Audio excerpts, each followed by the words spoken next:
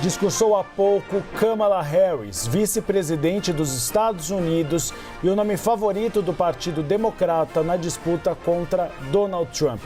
Foi Américo Martins, um discurso do glossário democrata contra Donald Trump. Alguns assuntos importantes. Ela falou do aborto, da necessidade que você não tenha retrocesso em relação a esse direito, disse sobre as armas, principalmente de alto calibre, que isso está aumentando a violência nos Estados Unidos, falou do conservadorismo da Suprema Corte, falou da importância das mulheres negras. Américo Martins, é a toada que ela vai adotar a partir de agora contra seu adversário?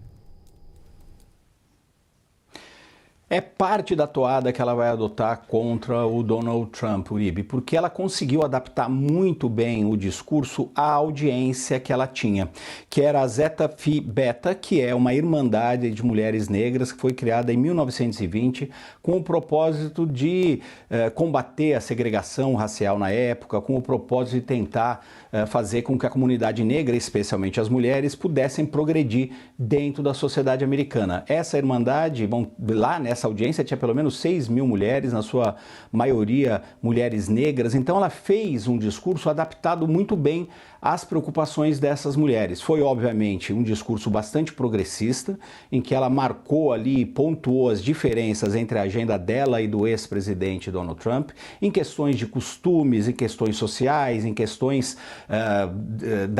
da melhoria de vida das pessoas, essa visão que ela tentou contrapor de que ela pensa no futuro e o Donald Trump no passado. Ela sabia que essa audiência era uma audiência progressista, era uma audiência amigável, era uma audiência que ia ver com muitos bons olhos. Então ela adaptou a isso, e ela, percebendo que era uma audiência feminina, ela evitou, por exemplo, aquelas críticas e bater direto no Trump, como a gente viu em outros discursos, quando ela se colocou como a promotora de justiça que vai combater um condenado criminalmente, que é o ex-presidente Donald Trump, o primeiro ex-presidente que foi condenado na justiça criminal na história dos Estados Unidos e que ainda vai enfrentar e continua enfrentando outros processos. Ela deixou de lado isso.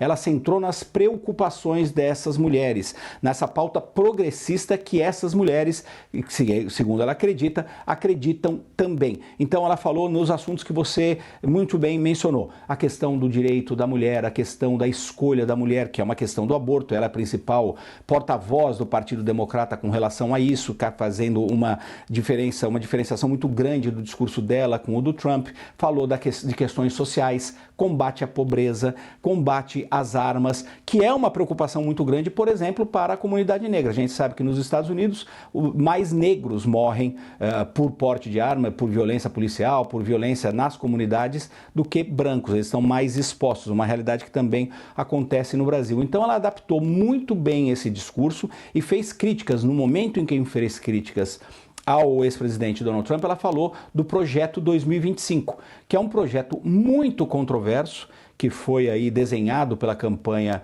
do ex-presidente Donald Trump, que é quase o oposto do que ela defendeu. Defende, por exemplo, mais poderes para o presidente, defende a quase eliminação do Ministério da Educação, a dispensa de milhares de funcionários públicos, muitas alterações nessa agenda social, que é uma preocupação de uma boa parte da sociedade americana. Então, mais uma vez, eu acho que o principal tom desse discurso foi que ela conseguiu adaptar muito bem aquela audiência que a estava ouvindo naquele momento. Então ela vai aí usar discursos diferentes e variados, adaptando de acordo com a audiência. Lembrando, sim, que isso também são discursos que são transmitidos para os Estados Unidos inteiro. Então ela também tentou atingir outras audiências, mas focou muito em quem estava lá naquele salão onde ela fez o discurso.